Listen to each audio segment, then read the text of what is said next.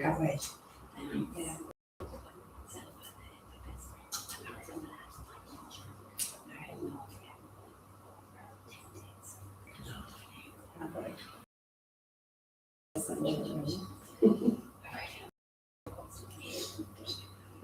You have to do them, don't you? You do. Yeah, it'll be good fun. To go in that Harrison just turned 8, so we took him to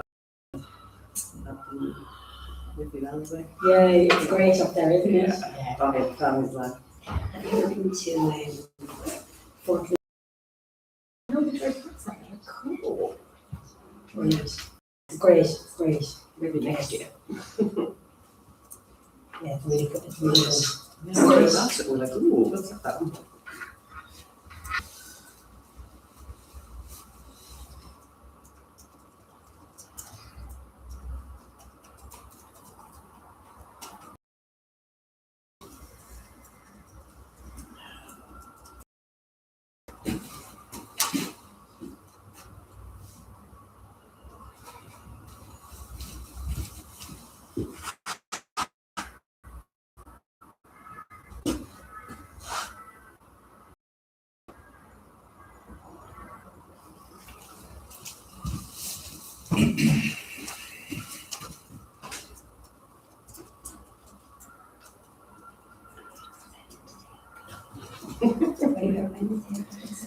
Yeah, I'll try, yeah.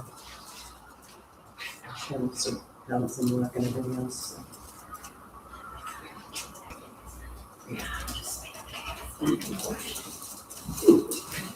I'm just like this little thing.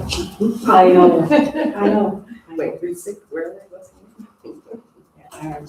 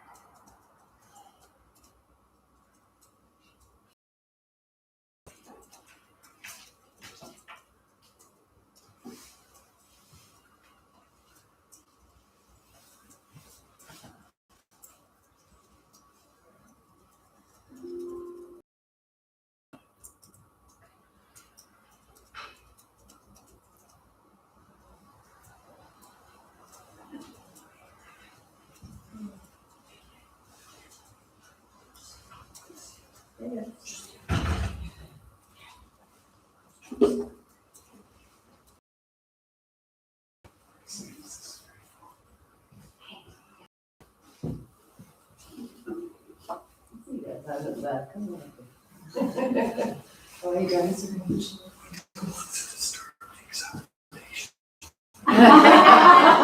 calculated. You can see when you're going at the airports, supposedly going through, and you can already see when we come to intersex and transgender persons, this causes a lot of issues, right? And a lot of discrimination as well at times. Right? But these scanning machines, and especially the medical level, they're not taking photos. So there is several steps that go into it where a person makes an inference about what kind of information do we need from the human body? for, what kind of little knobs and buttons do we have to push. Then the picture goes to a radiologist. The radiologist writes a report, and then that report goes to the doctor that you are interacting with. That could be an oncologist, for example. I hope nobody has to make this experience going forward. And these oncologists, they often do not know how these pictures are calculated. Right? So all of these little steps, like there's one inference after the other.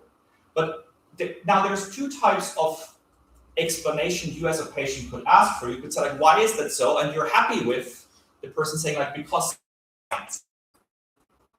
That is kind of watered by intelligence, right? You're going to the title of science as the big explanatory concept. Or you're given justification. Warranted by justification means the person would explain every single step to you the way that I just tried. Okay? So these are two different types of giving warrant to people, and therefore they're also two very different types of stories, right? One is the story of science, the other is the story of all these little details and actors, right? And what we can know about that, that's what I'm really interested in when I talk about narrative empathy, because I engage with the work of Fritz Breithaupt here, and for me, narrative is the idea that every event that we're looking at, or every narrative that we're looking at, is at least two events that are connected in a sequence in time. That's what a narrative at its basic form is, right? So you can see, like what I just talked about with regard to these inferential steps, they're all little events that have a sequence in time. So they're a story, they're a narrative, right? So the more we know about a story, the more we know about a narrative, the more what we're doing is science, or social science in our case. The more we know about that, the more we can creatively engage with it to create opportunities for change. But only if we know in the cases we're interested in, political cases, ethical cases, right? The more we really need to know about all these steps, the more we need to be able to justify what's happening there and to enter at different stages where we think we can give a justification for deviating, right? Change the story. Is that sort of there?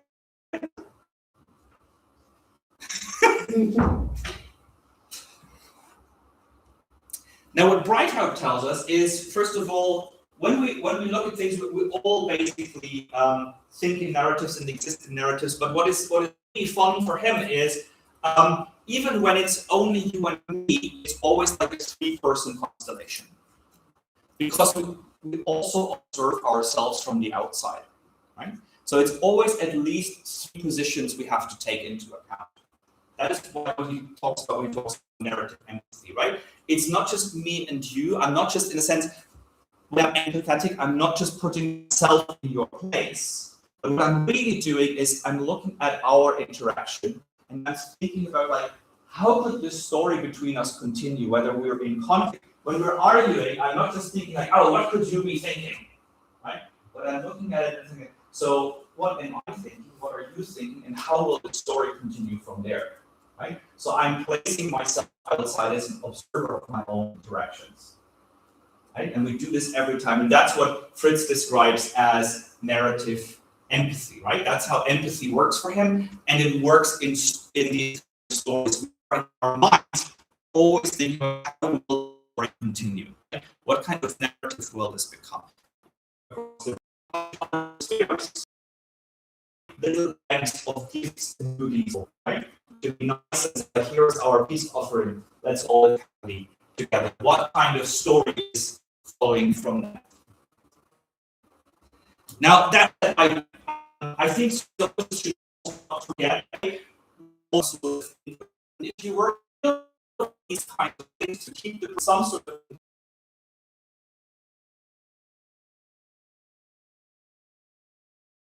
body. So that's why all cognition is always embodied cognition. All cognition needs a body of some sort.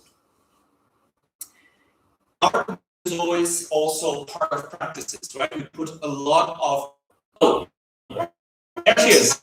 Just the right time, I see. Yes. Yes, I think I was singing or rapping until you returned. I'm expecting you to finish so quickly. Thank you so much. Yeah, let's start. Yeah. Hi, everyone. Hi. So, there's a few of us that are going to give a talk to you now, and we're really grateful for the opportunity.